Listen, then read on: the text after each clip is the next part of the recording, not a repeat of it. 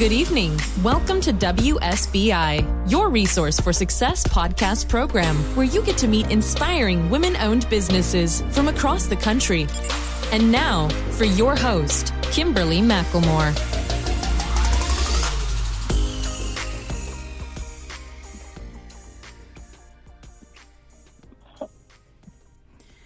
All right, good evening and welcome to WSBI, your resource for success podcast program, where you get to meet inspiring entrepreneurs and women-owned businesses from across the country. I am your host, Kimberly McLemore, CEO and founder of the Women's Small Business Initiative, LLC, and award-winning author. And welcome to another night of sharing. With us, we have Shaahin Cheyene. Shaahin is the creator of Herbal Ecstacy, the nootropic pill that sparked the 100% legal smart drug movement. Shaahin made millions, but what made it special was that he was only 15 years old at the time.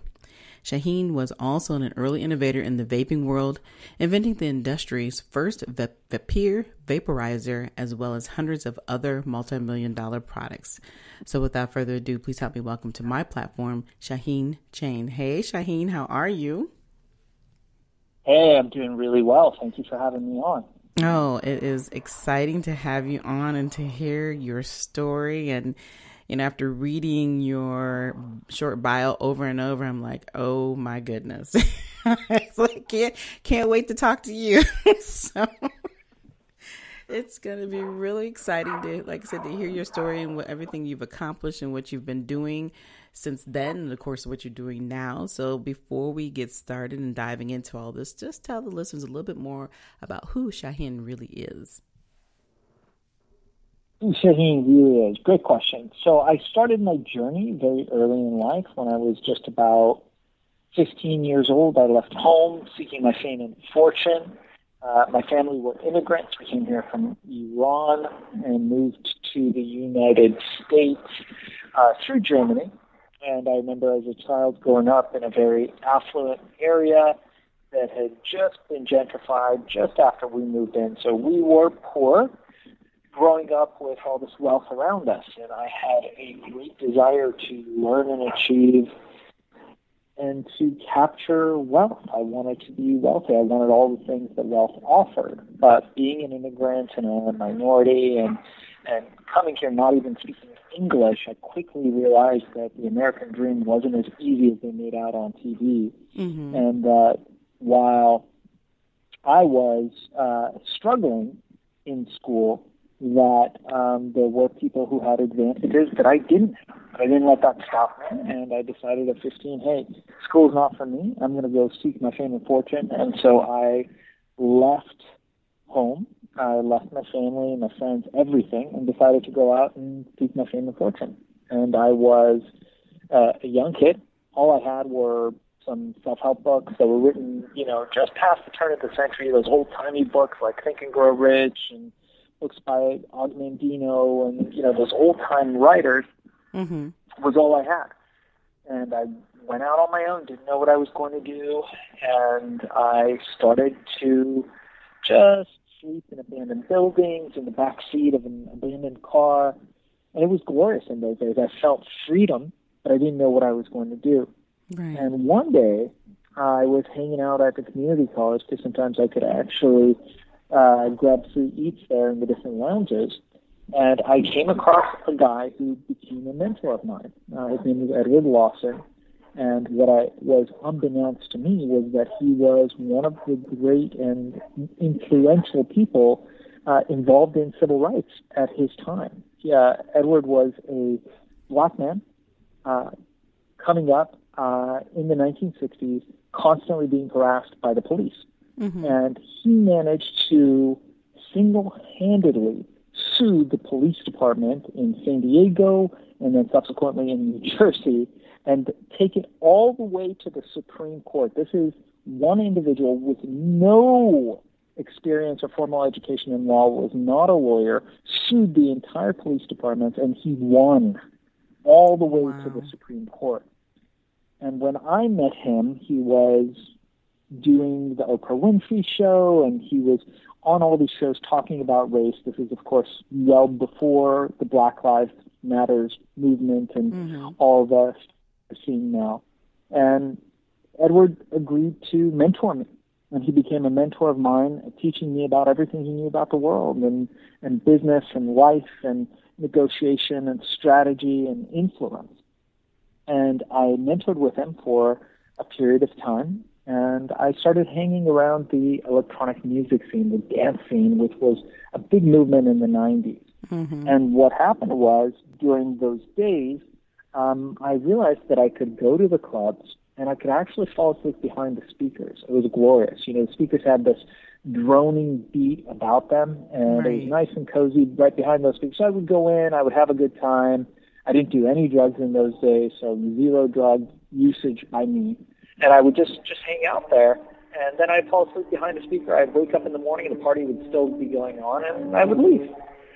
And I realized that I needed to figure out how money was being made in the clubs. And I quickly learned that it wasn't the property owners, it wasn't the DJs, it was the drug dealers.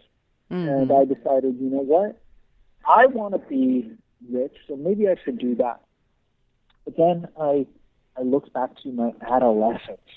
And during my coming up in elementary school, I took to a life of petty crime. Me and a little Greek kid who I grew up with would go to the liquor store, and he would be so short, you know, he'd get under the sensors, the tech sensors, and we would take nudie magazines, we would take liquor, we would take cigarettes, and we would resell them in school. Now, this was a very lucrative business for two, elementary school-aged students, but we would always get busted. Always. We would always get busted. And I remember thinking, and having this conversation with him, I was like, dude, we're really bad at crime. Like, I'm sure there's something we're good at, but crime is not it. Right. We're always in detention. I don't know what you're doing, but I am no longer going to be doing crime. So at this point, now I'm 15, in the electronic music scene, looking at the drug dealers, thinking back, you know what, this would be awesome. I want to be a cool drug dealer and have, like, the diamonds, the gold, Porsche, all that stuff. But I'm really bad at crime, so I better not do this. So the thought occurred to me, excuse me, the thought occurred to me that, hey, maybe what I should do is create an alternative, something that's legal, that's safe, that's good for people, that they can enjoy, that has no side effects, but that I can't get in trouble for it. Right. And that's what I did. I somehow figured out how to do it. I got a girlfriend in those days. She allowed me to cook it up in her kitchen using herbs and natural ingredients while her dad was gone. Her dad would come back. I'd sneak out the window until one night I ended up at a rave, and this was it. We had a formula that worked. I somehow figured out how to make this thing work after months of trial and error, and I had these little pills with me in these little baggies, and I walked up to the biggest drug dealer in the club, and I said, hey, man, sell this stuff. And he said, bugger off, kid. What are you, a cop? All that stuff. Right. And I said, no, I'm not a cop. I was determined. I said, sell this. And in that moment, a couple people walked up to him. He realized he was out of product, and he had no options. He sold my product. He sold out that night, thousands and thousands of dollars worth. We got one guy to 10 guys to 100 guys to 1,000 guys. We went completely legit. We were selling in Tower Records, Urban Outfitters, GNC, Larry Flint stores, sex shops, adult shops, music stores, video stores at that time. I don't know if you remember video stores, but we used to have stores where people were going to buy videos. So video stores, all those kinds of places carried our product. Now, I am still a teenager, and the company grew and grew and grew to the point where I had employed everybody in Venice. We had been doing millions and millions of dollars. I had offices in 32 countries. And I barely slept. I slept on the floor of the factory. I slept in the warehouse. I slept at my office, wherever I could. It didn't matter because we were making so much money and making it so quick. And one day, I walk into my office, and the news breaks. I had a secretary in those days, and she told me very carefully, Shaahin, the news media is out here. They're all outside. The news broke that you broke $1 billion in revenue with a B. And I remember thinking to myself, 200 employees, 32 offices in 32 countries all over the world, employees everywhere. Like, I didn't know how much $1 billion was, and I was in a panic. I didn't know how much value $1 billion was. I didn't know what that meant. Right. And I was in an absolute panic about that because I didn't have that level of sophistication. I was too busy making the money to understand it. Right. And in those days, that was the way we rolled. Then, I figured out, this is all pre-internet, pre-social media, pre-cell phones, pre-all that stuff. Exactly. And then I realized, okay, chill out. I figured out how much it was. And then I went on Nightline with Sam Donaldson. I did Town Hall with Ken Schramm, London Observer, Newsweek, Rolling Stone magazine, multiple times on MTV. And, the product became a global phenomenon. From there, I moved on to inventing most of the technology for vapes and vaporization. So all the vapes and vaporizations you see derived from a technology that we built called digital vaporization, and that company I took public. And from there, I went out to develop smart pills. I figured, we all need to be a little bit smarter, so I invented this pill called Accelerator. It was like a limitless pill, still for sale on Amazon. Really cool pill. And this was in the days where you could get Jeff Bezos on the phone. You could send an email, and Bezos would respond to you. He was not the richest man in the world yet. And I thought, something interesting about this Bezos. Let me take a deeper look. And what I found was that Bezos wasn't your average everyday person. Right. He came from a pedigree of Wall Street money. He came from D.H. Hutton, where he was working and had access to hundreds of millions of dollars of cheap money that he was going to bring in and build this e-commerce platform. So I thought, hey, let me list my product on Amazon and see how it goes. And I did. When he opened it up to third-party sellers, people like you and me, to be able to sell anything on there, I woke up the next day to thousands of orders at $120 a piece. And I stopped everything I was doing and thought, this is it. I'm going to learn how to master Amazon, which brings me to where I am now, teaching people how to sell on Amazon and create predictable, recurring revenue every day, every month, and, to be able to retake back your time. Right. One of the most valuable things, people often ask me, what is most important to you? And I say freedom. Well, what's that mean? Success. Well, what's that mean to you? It means being able to do what I want, when I want, with who I want, and how I want. So that's all it is. Time is the new luxury. It's all that matters. You can have all the money in the world. If you don't have control over your time, you have nothing. If you are at somebody else's beck and whim, if you are selling your hours for money, you do not have freedom. You are not successful. And that's what I do now. I teach people how to sell on Amazon, how to create these little businesses that turn into big businesses, and then to create these recurring revenue streams. Wow. All right. Shaahin, you just gave us a ton of information, and I want to backtrack on some of this and dig a little deeper because your story is phenomenal. To come into this country as such a young child and realize that, you want something different. You understand what it means to be a minority. You understand what it means to be poor. You understand that being in America was not as simple as it sounded. Like I said, we see things on TV and everybody thinks that the world is very easy. Well, obviously we know it's not. And to hear that, you made the decision to leave your family behind and move forward to do something that's going to make you rich and do something more beneficial for yourself, not understanding how that was going to work, but you just did it. That's a story right there of its own. So when I hear stories like yours, and, I always try to make people understand that, we have everything we need here in America, but a lot of times we as Americans don't always take the opportunities that are there. We have more excuses than we have than anything else, even though the power is right in front of you. So when you talk about your story, your whole motivation was because you were poor. But when you had the opportunity to learn and watch other people, and you were talking about how you seen, these guys who were selling drugs that looked famous to you, that looked more important to you because they had everything that you didn't have. Was that your biggest part of your inspiration besides just the fact that, hey, I want to be powerful, but to see what you were seeing, that gave you the movement. What else gave you that movement? Before you even met the gentleman you were talking about earlier, that kind of took you underneath his wing. talk a little bit about that process and the journey a little bit more in depth. And if somebody was in that moment of where you were at all those years ago, what would you say to them today? I think a couple key points to keep in mind is that usually in life, when you meet people who have a plan, who seem to be on rails, who seem to know what they're doing, people like Steve Jobs, people like Elon Musk, people like Jeff Bezos, is that these people have had a transformative experience.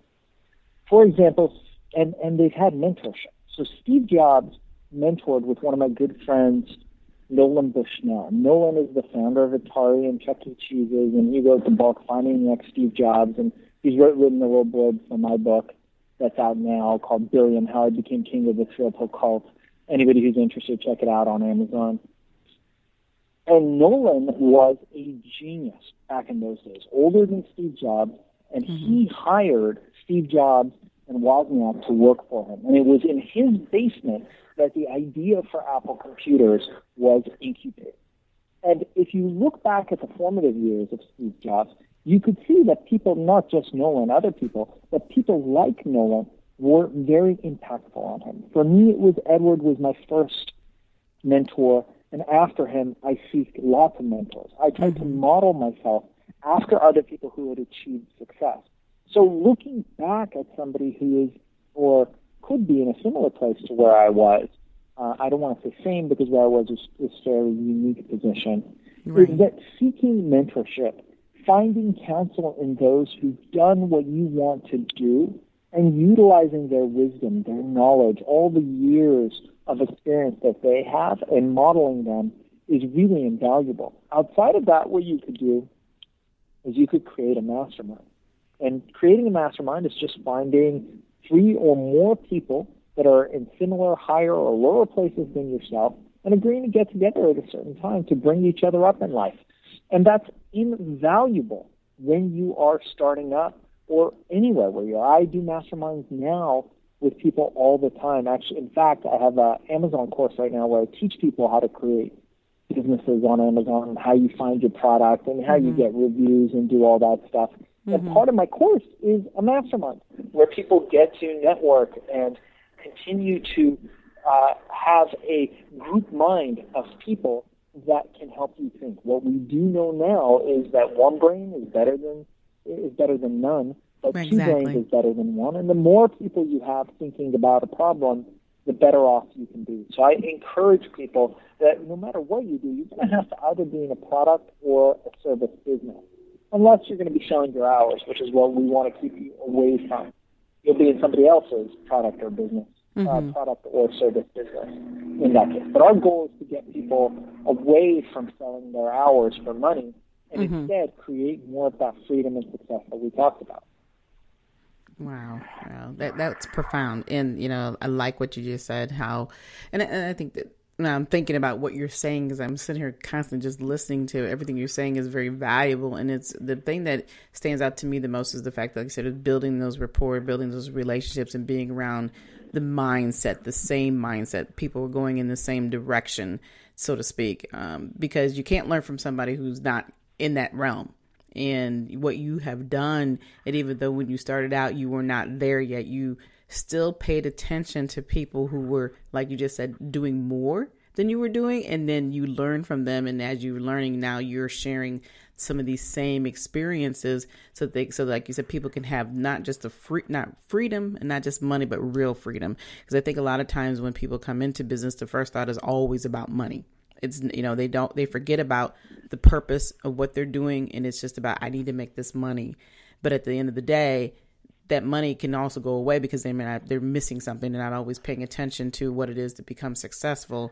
And the way that you describe success is completely different than most people's mindset.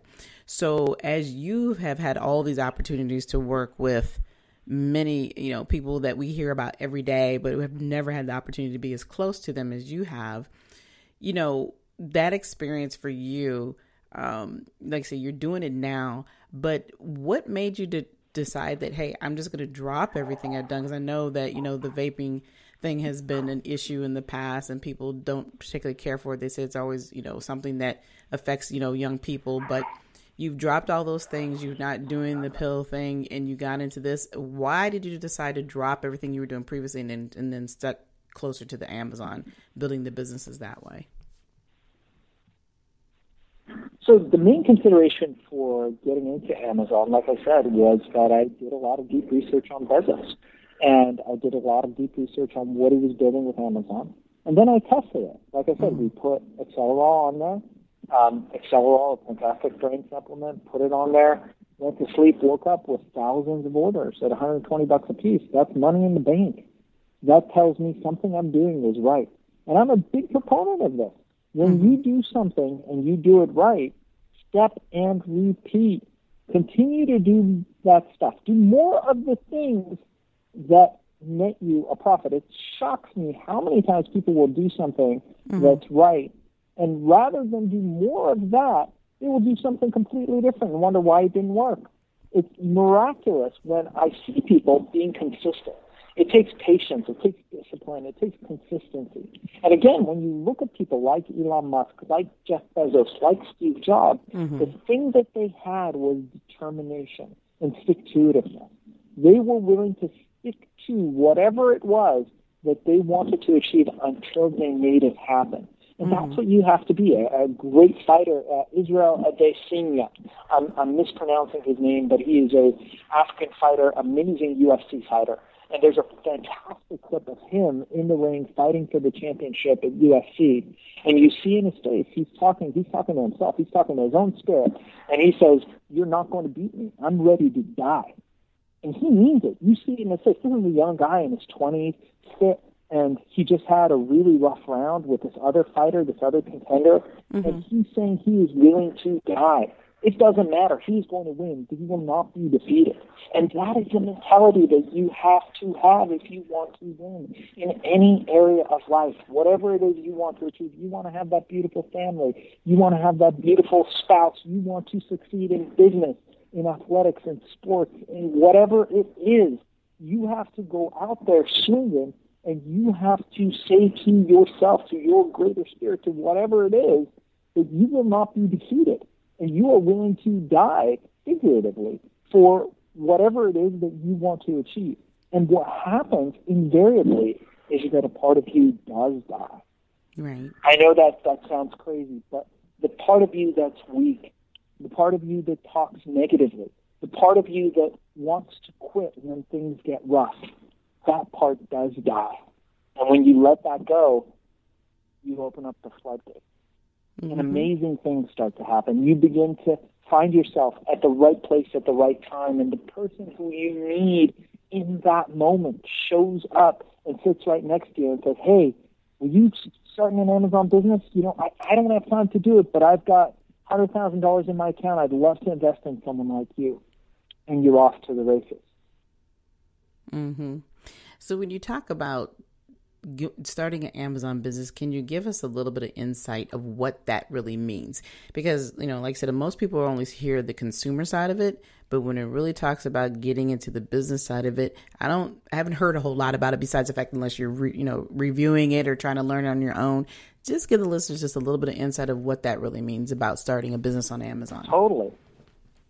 Yeah, I'd love to. And, I've got a 1-hour course that soup to nuts, A to Z, everything you need to know to start a business selling on Amazon. And it's normally $200 for any of your listeners. I'd like to offer that for free.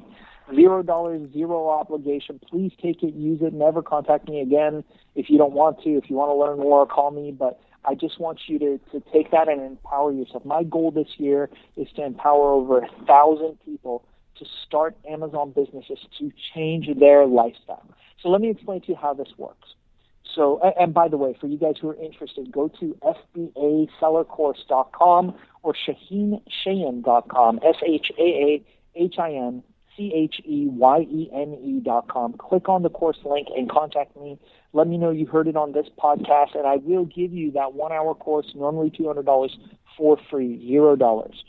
Now, the way Amazon works is that Amazon sells some things themselves. So you want to buy diapers for your kid, you want to buy some cleaning products, whatever. you might buy them from Amazon. What most people don't know is that more than 80 to 90% of the time, you're buying from a third-party seller. Someone like me or you who's decided to start an Amazon business for close to nothing. You don't need a lot of money to do it, and has developed products or is selling other people's products. What you might not know is that everybody with just very basics, bank account, credit card, and a computer can start an Amazon business. You can start a company selling other people's products on Amazon, utilizing their millions and millions of customers, or you can create your own product. And we teach you how to do that in the 1-hour course, but there's lots of ways to do that. If you've ever had a product idea, there has never been a better time to sell on Amazon, because you can start a business very inexpensively. And a lot of my students are finding now they're making more selling on Amazon than they are in their 9-to-5 jobs. They're making $10,000, $20,000, $30,000 a month selling products, not even part-time, a couple hours a day working on Amazon, because we hire virtual assistants from all over the world to manage and handle their businesses. And they're on vacation, and while they're on vacation, sleeping, having margaritas, they're making money because somebody is buying something that they're selling. Maybe they came out with a better pair of diapers. Maybe they came out with a better kitchen knife. Maybe they came out with a lemon squeezer that's cheaper than the others. But their product is selling, somebody is buying it, and now Amazon will take that product from their warehouse, they'll pick, pack, and ship it, and they'll send it out to the customer. You don't have to do any of that stuff. Most of the time, I don't even see the products that I sell. Right. We sell millions of dollars. And this is my main course of business. This is what I do every day. I come up with great products that people on Amazon need, and we provide it to them at a great price and great quality. And, you know, we've been doing really good with this since 2009, 2010, roughly, something like that. And that's what I like what you just said, though. You said great products that people need. And I think that's the key word right there, is that, you know, people have ideas, but that doesn't necessarily mean that the products are going to be something that people need. So when you're talking about a great product, give us an example of what you think is something that people need, or just give us an example of one of your products that you sell that, you know, that is consistent. Our brain supplement, Accelerator, does really well. We have another product called Matcha DNA, matcha green tea, one of the best products out there. You get a 16-ounce tin for, I think, under $30 now. It's the best price anywhere in the world for the quality of matcha that we're offering. It's spectacular.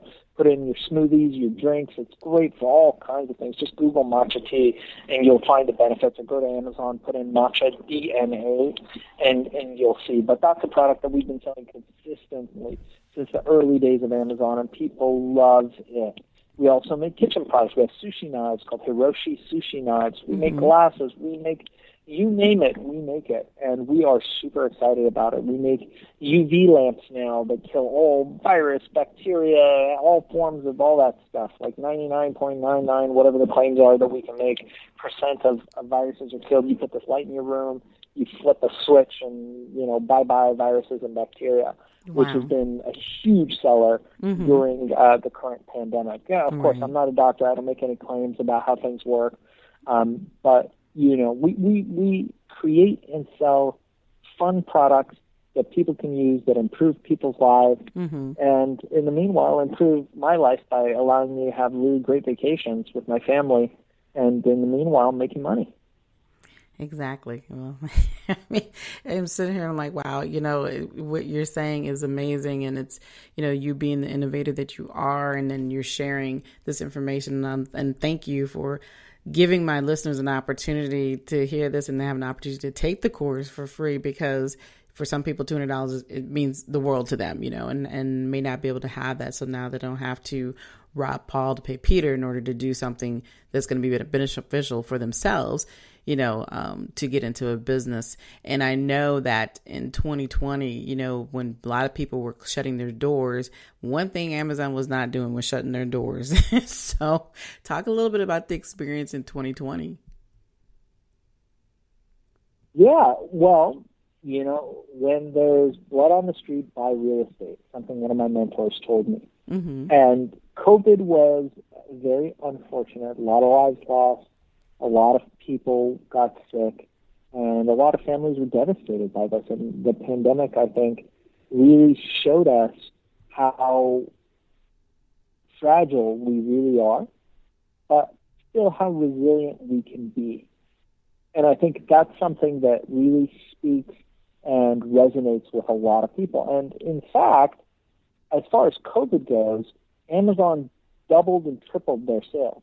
Mm-hmm. So we were riding on the back of that. And for my students selling on Amazon, for our companies who are selling on Amazon, financially, it's been a great year. And of course, we're going to donate some of that money to help people in need right now. And we have been doing that and trying to make sure that we make an impact and a change in the world.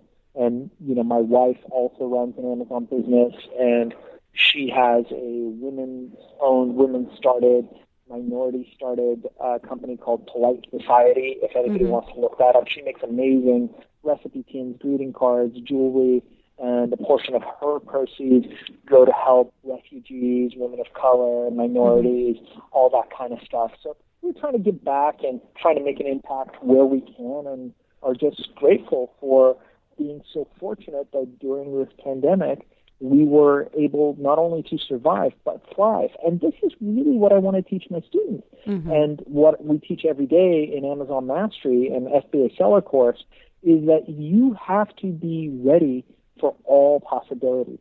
And once you get your foundation straight, then stuff like this is going to happen. Sure, this is one event, this pandemic. It's terrible. There will be other things. Right. There will be hurricanes and floods and weather, and it's just the way of the world. We live in ups and downs, uncertain times. So the best thing that you can do is to make sure that you have the most certainty in your life. And you do that by building a solid financial backing, especially now with the greatest country in the world, which gives us the most opportunity. People like myself, who's a minority, people like my wife, who are minorities, and we have access to billions of dollars running through the air right now that we can use to build businesses, to strengthen communities, to empower others like us to reach the heights that we have. It's absolutely an incredible time to be alive. And the more prepared we are, the more we think upstream that, hey, you know what? Life is not just a straight line. Life is going to have ups and downs, and we are ready, and we are prepared for those ups and downs. You're going to be okay. Doesn't matter what happens. That's right. Absolutely. Wow. Shaahin, this has been an amazing conversation, and the information that you have provided to the listeners has been phenomenal. And I really, really appreciate your time and that you spent with us this evening, because you just throw out, as I always call it, some pink nuggets instead of the golden nuggets for me. So I'm sitting here flabbergasted just listening to your story and realizing what you have accomplished. And, you know, it always has proven that it's not about where you come from, it's where you're headed to. And, you know, your spirit and what you're doing for other people is just, like I said, amazing. And I absolutely appreciate you so much. And before we end this evening, could you please tell the listeners how they can reach you? Yeah, absolutely. So we do a podcast called Hack and Grow Rich. Anybody that's interested, make sure to check us out on YouTube, subscribe to our channel, Spotify, Stitcher, anywhere podcasts are found. Also, we also have my book, which is coming out. It should be out by the time you're listening to this. It is called Billion, How I Became King of the Thrill Pill Cult. If you want just the first chapter, go ahead and get that on Spotify, Stitcher, iHeartRadio, Google Podcasts, Apple Podcasts, anywhere where podcasts are found.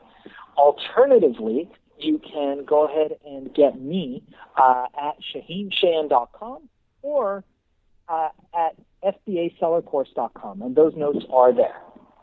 All right. Well, again, it has been such a pleasure talking with you this evening, and thank you so much for all of your knowledge and information that you share with my listeners.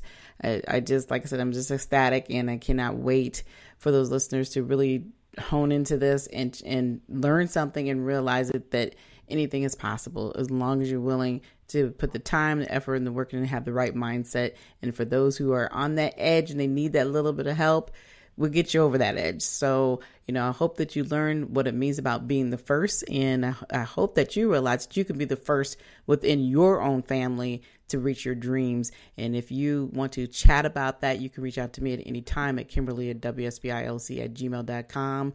And of course, if we want to get connected to Shaahin, we can get that done for you. And, because it's time for you to turn those dreams into actual goals and keep them moving in your life. And of course, if you want more of your resource for success, please continue to support the podcast. We do have a Cash App that's available, which that'll be in the information below. And as well, you can just go directly to www.wsbilc.com, which is the website. And again, we would like to thank you all for listening to us tonight. We will be back next week with more amazing guests. Be sure to follow us right here on iHeartRadio or wherever you listen to your podcast. But until then, enjoy the rest of your evening and good night. Good night, everyone. We will be back next Thursday evening at 7 p.m. Follow us on Spreaker, www.spreaker.com/user/WSBI. View our new WSBI website anytime at www.wsbillc.com and on Facebook, Twitter, YouTube, LinkedIn, and Instagram.